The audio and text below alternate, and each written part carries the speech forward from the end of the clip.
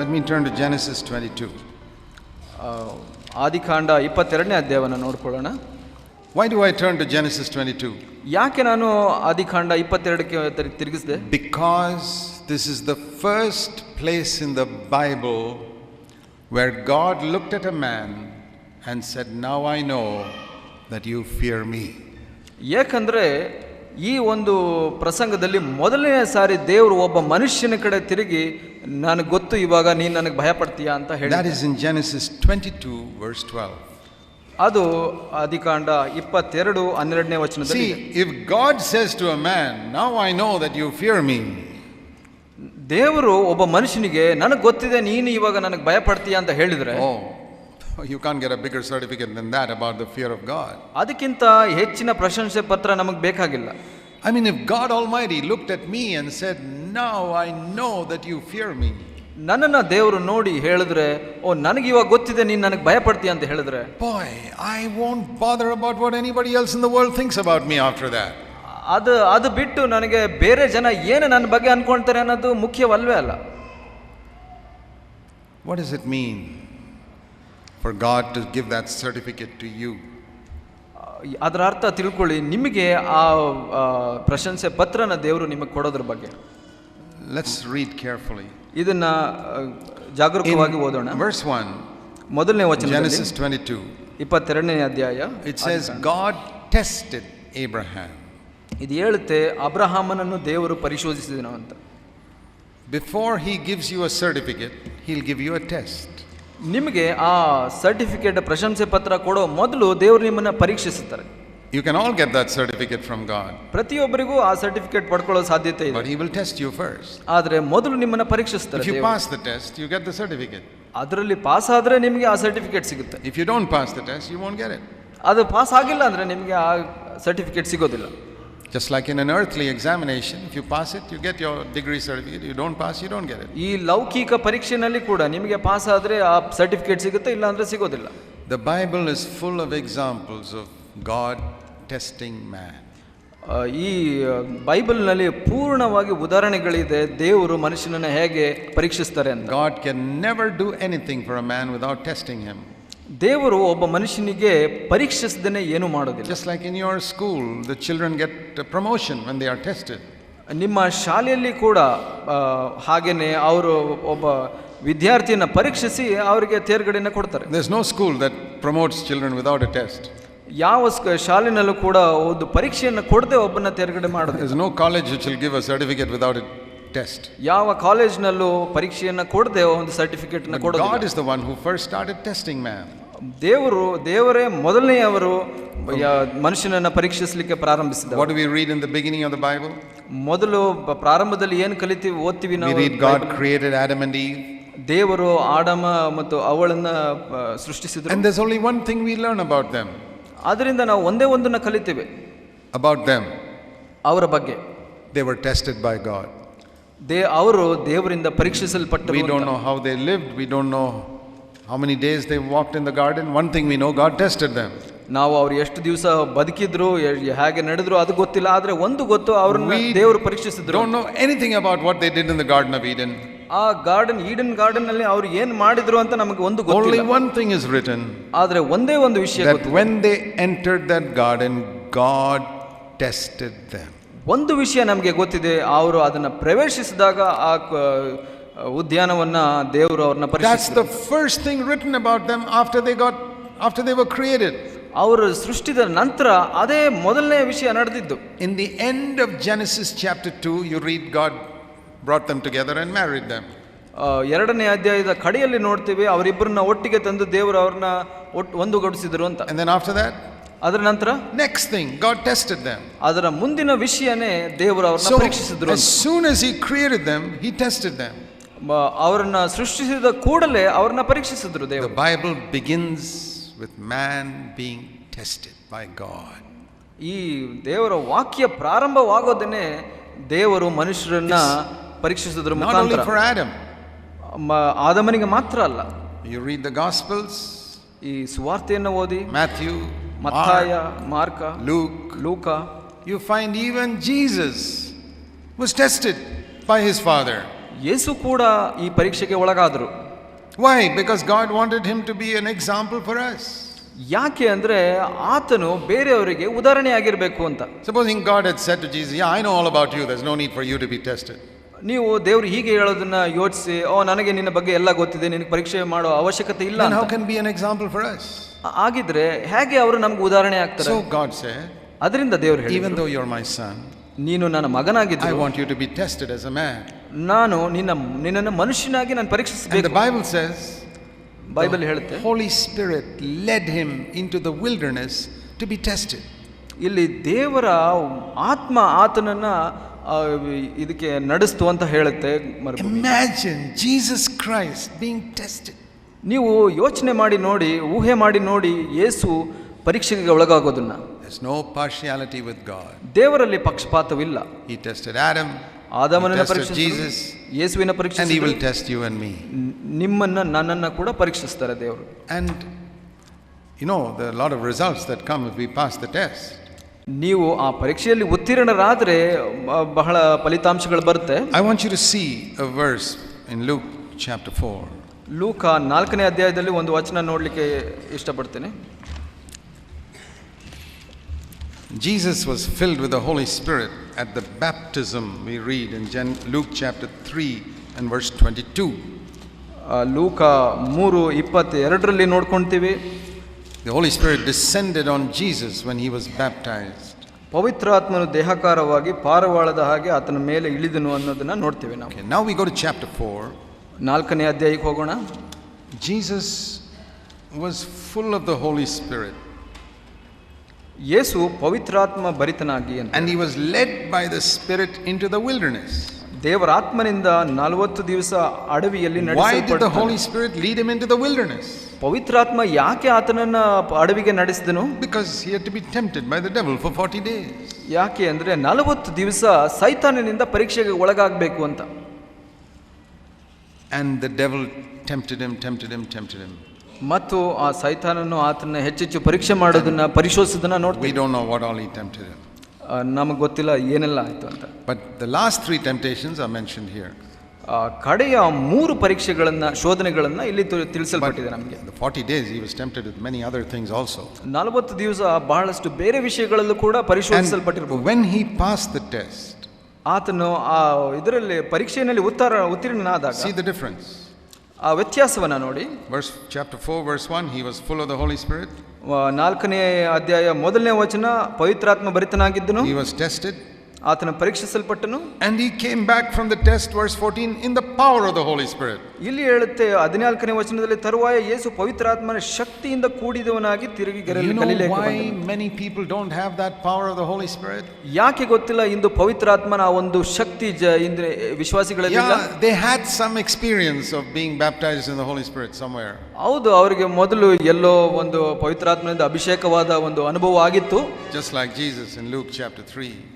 ಯೇಸುಗೆ ಹೇಗಾಯ್ತು 3ನೇ ಅಧ್ಯಾಯದಲ್ಲಿ ಹಾಗೆ. But they never come into the power of the Holy Spirit. ಆದರೆ ಅವರು ಈ ಒಂದು ಆ ಶಕ್ತಿ ಪಡ್ಕೊಂಡಿಲ್ಲ, ಬಂದಿಲ್ಲ. Because when they are tested they fail. ಯಾಕೆ ಅಂದ್ರೆ ಅವರು ಪರೀಕ್ಷೆಗೆ ಒಳಗಾಗಿದ್ದಾಗ ಸೋತೋಗ್ಬಿಟ್ರು. So God tests us and that's good for us. ದೇವರು ಪರೀಕ್ಷೆ ಮಾಡ್ತಾರೆ, ಅದು ನಮಗೆ ಒಳ್ಳೆಯದು, ಬಹಳ ಒಳ್ಳೆಯದು. Because at the end of your testing, if you pass, you will come in the power of the Holy Spirit into a ministry. ಈ ಪರೀಕ್ಷೆಯ ಕಡೆಯಲ್ಲಿ ನಾವು ಉತ್ತೀರ್ಣರಾದರೆ ನಮಗೆ ದೇವರು ಸೇವೆಯನ್ನ ಕೊಡ್ತಾರೆ. So we read in Genesis 22 verse 1 that God tested Abraham.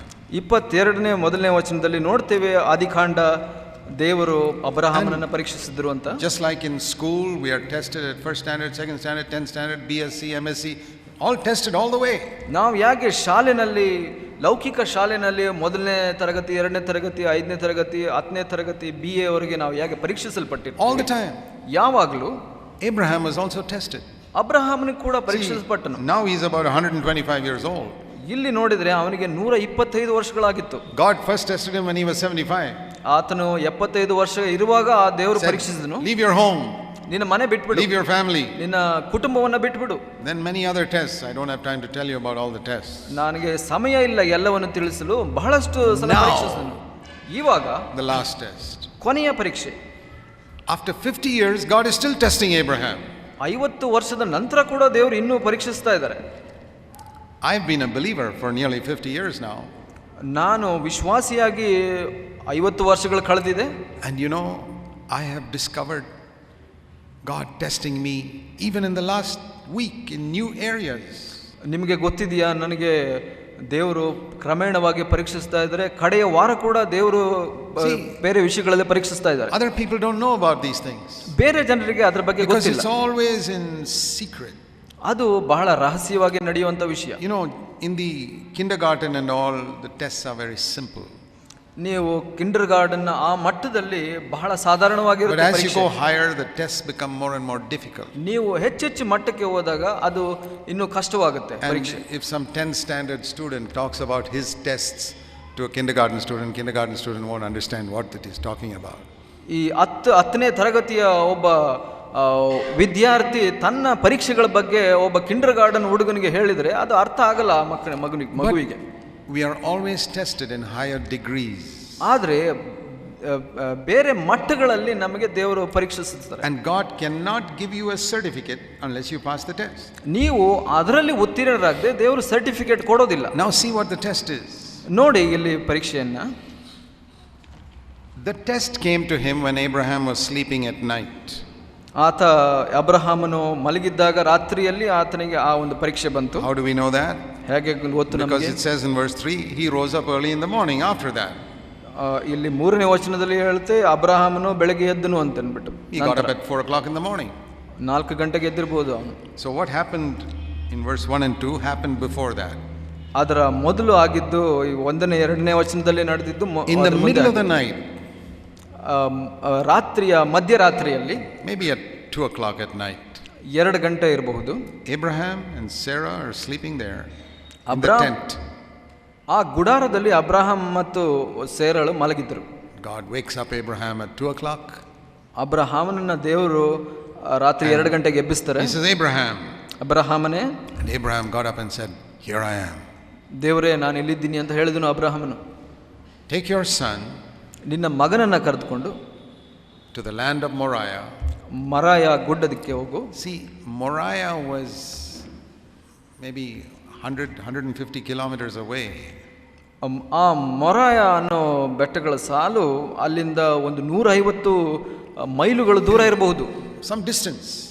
ಬಹಳ ದೂರ ಅದು. In fact, it says it took Abraham 3 days to reach there. ಇದರಲ್ಲಿ ಹೇಳುತ್ತೆ ಅಲ್ಲಿ ತಲುಪಲು 3 ದಿವಸಗಳು ತಗೊಳ್ತು ಅಂತ. How much can you walk in 3 days? 3 ದಿವಸದಲ್ಲಿ ಎಷ್ಟು ನಡಿಬಹುದು ನೀವು? Maybe 100 kilometers. 100 ಕಿಲೋಮೀಟರ್ ನಡಿಬಹುದು. Or at least more than 50. 50ಕ್ಕಿಂತ ಹೆಚ್ಚು ನಡಿಲೇಬಹುದು. Long distance. ಬಹಳ ದೂರ ಇದು. And go there. ಅಲ್ಲಿ ಹೋಗಿ take your son with you. ನಿನ್ನ ಮಗನನ್ನ ನೀನು ಕೂಡ ಕರೆದುಕೊಂಡು ಹೋಗು. On one of those mountains, I'll tell you which one. ಅಲ್ಲಿ ನಾನು ನಂತರ ಹೇಳ್ತೀನಿ, ಒಂದು ಗುಡ್ಡದಲ್ಲಿ you must offer your son to me. ನಿನ್ನ ಮಗನನ್ನ ನನಗೆ ತ್ಯಜಿಸಬೇಕು. Sarah was fast asleep. She didn't hear anything. ಆದರೆ ಸೇರಳು ಮಲಗಿದ್ಲು, ಆಕಳಿಗೆ ಏನು ಕೇಳಿಸಲಿಲ್ಲ. Nobody heard what God said to Abraham. ದೇವರು ಅಬ್ರಹಾಮನಿಗೆ ಏನು ಹೇಳಿದ್ರು ಅದು ಯಾರಿಗೂ ಗೊತ್ತಾಗ್ಲಿಲ್ಲ, ಕೇಳಿಸಲಿಲ್ಲ. That's the first thing you need to learn. ಅದು ಮೊದಲನೇದಾಗಿ ನೀವು ಅರ್ಥ ಮಾಡ್ಕೊಳ್ಬೇಕು. When God speaks to you, nobody else hears it. ನಿಮಗೆ ವೈಯಕ್ತಿಕವಾಗಿ ದೇವರು ಮಾತಾಡಿದಾಗ ಬೇರೆ ಯಾರಿಗೂ ಕೇಳಿಸೋದಿಲ್ಲ. For example, right now. ಉದಾಹರಣೆಗೆ ಇವಾಗಲೇ God is saying something to you, and even the person sitting next to you cannot hear what God is saying to you. ನಿಮಗೆ ವೈಯಕ್ತಿಕವಾಗಿ ದೇವರು ನಿಮ್ಮ ಹೃದಯದಲ್ಲಿ ಏನೋ ಮಾತಾಡ್ತಾ ಇದ್ರೆ ಅದು ನಿಮ್ಮ ಪಕ್ಕದಲ್ಲಿ ಕುಳಿತುಕೊಂಡಿರೋ ಕೂಡ ಗೊತ್ತಾಗೋದಿಲ್ಲ. I'm not talking about my words that everybody can hear.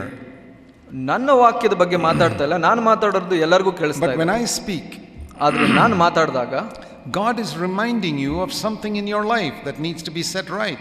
ದೇವರು ನಿಮ್ಮ ಜೀವಿತದಲ್ಲಿ ಸರಿಪಡಿಸೋದು ಯಾವುದೋ ಒಂದು ವಿಷಯವನ್ನ ನೆನಪಿಗೆ ತರ್ತಾ ಇದ್ದಾರೆ. And what that is, only you know. ಅದು ಏನು ಅಂತ ನಿಮಗೆ ಮಾತ್ರ ಗೊತ್ತಿದೆ. Your neighbor sitting next to you doesn't know.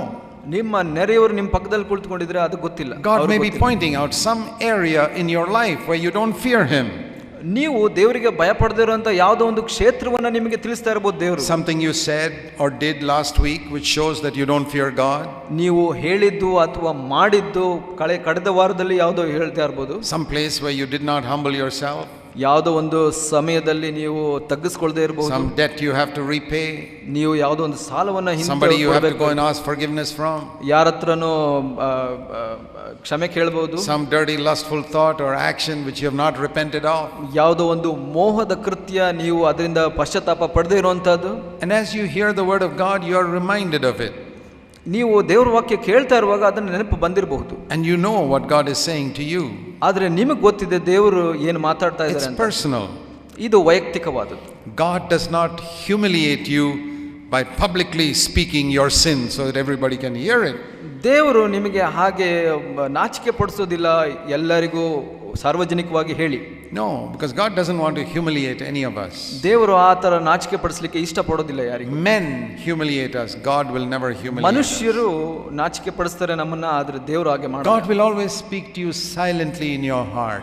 ದೇವರು ಯಾವಾಗಲೂ ನಿಶ್ಶಬ್ದವಾಗಿ ನಿಮ್ಮ ಹೃದಯದಲ್ಲಿ ಮಾತಾಡ್ತಾರೆ. He's speaking to you right now. ಇವಾಗ ದೇವರು ನಿಮ್ಮ ಹೃದಯದಲ್ಲಿ ಮಾತಾಡ್ತಾ ಇದ್ದಾರೆ. Just like Sarah sleeping next to Abraham could not hear what God was saying to Abraham. ಸೇರಾಳು ಹೇಗೆ ಅಬ್ರಹಾಮನ ಪಕ್ಕ ಮಲಗಿದ್ರು ಆಕೆಗೆ ಕೇಳಿಸಲಿಲ್ವೋ ಹಾಗೆ God is asking you to do something just like he told Abraham. ಹಾಗೆ ಅಬ್ರಹಾಮನಿಗೆ ಏನು ಮಾಡ್ಲಿಕ್ಕೆ ಹೇಳಿದ್ರು ಹಾಗೆ ನಿಮಗೂ ಕೂಡ ದೇವರು ಏನೋ ಮಾಡ್ಲಿಕ್ಕೆ ಹೇಳ್ತಾ ಇದ್ದಾರೆ. Maybe he's telling you got to give up something in your life. ನಿಮಗೆ ದೇವರು ಯಾವುದೋ ಒಂದನ್ನ ಬಿಟ್ಟು ಕೊಡ್ಲಿಕ್ಕೆ ಹೇಳ್ತಾ ಇರಬಹುದು ಜೀವಿತದಲ್ಲಿ. In Abraham's case he had to give up his son. ಇಲ್ಲಿ ಅಬ್ರಹಾಮನ ವಿಷಯ ತಗೊಂಡ್ರೆ ಅವನಿಗೆ ತನ್ನ ಮಗನನ್ನ ಬಿಟ್ಟು ಕೊಡಬೇಕಾಗಿತ್ತು. Maybe it is some habit that you love very much. ಯಾವುದೋ ಒಂದು ಕೃತ್ಯ ನೀವು ಬಯಸುವಂತದ್ದು. God is calling you by name. ನೀವು ನಿಮ್ಮ ಹೆಸರು ಹಿಡಿದು ಕರೀತಾ whatever your name is. ನಿಮ್ಮ ಹೆಸರು ಏನೇ ಆಗಿರಬಹುದು. Just like it said Abraham. ಇಲ್ಲಿ ಅಬ್ರಹಾಮನೇ ಅಂತ ಕರೆದಾಗ I'm not speaking to everybody here. ನಾನು ಎಲ್ಲರಿಗೂ ಮಾತಾಡೋ ಹಾಗೆ ಮಾತಾಡ್ತಾ ಇಲ್ಲ. Abraham. ಆದ್ರೆ ನಿನಗೆ ಮಾತಾಡ್ತಾ ಇದ್ದೀನಿ Abraham. God is speaking to you by name. ಹಾಗೆ ದೇವರು ನಿಮ್ಮ ಹೆಸರನ್ನ ಕರೆದು ಮಾತಾಡಿಸ್ತಾ ಇದ್ದಾರೆ. If you say, Lord, here am I, speak to me. ನೀವು ಕರ್ತನೇ ನಾನು ಇದ್ದೀನಿ ನನ್ನ ಹತ್ರ ಮಾತಾಡು ಅಂತ ಹೇಳಿದ್ರೆ He'll tell you what you're supposed to do. ನೀವು ಆಗ ಹೇಳ್ತಾನೆ ನೀವು ಏನು ಮಾಡಬೇಕು ಅನ್ನೋದನ್ನ. You have to give up something. ನೀವು ಯಾವುದೋ ಒಂದು ಬಿಟ್ಟು ಕೊಡಬೇಕು ನಿಮ್ಮ And he's ಜೀವಿತದಲ್ಲಿ. testing you like it says. ಇಲ್ಲಿ ಹೇಳ್ತದೆ ಅಬ್ರಹಾಮನ He ದೇವರು tested ಪರೀಕ್ಷಿಸ್ತಾರೆ. Abraham, then ಅಬ್ರಹಾಮನ ಪರೀಕ್ಷಿಸಿದ್ರು and ನಂತರ he's testing you now. ಹಾಗೆ ದೇವರು ನಿಮ್ಮನ್ನು ಪರೀಕ್ಷಿಸ್ತಾರೆ ಇವಾಗ.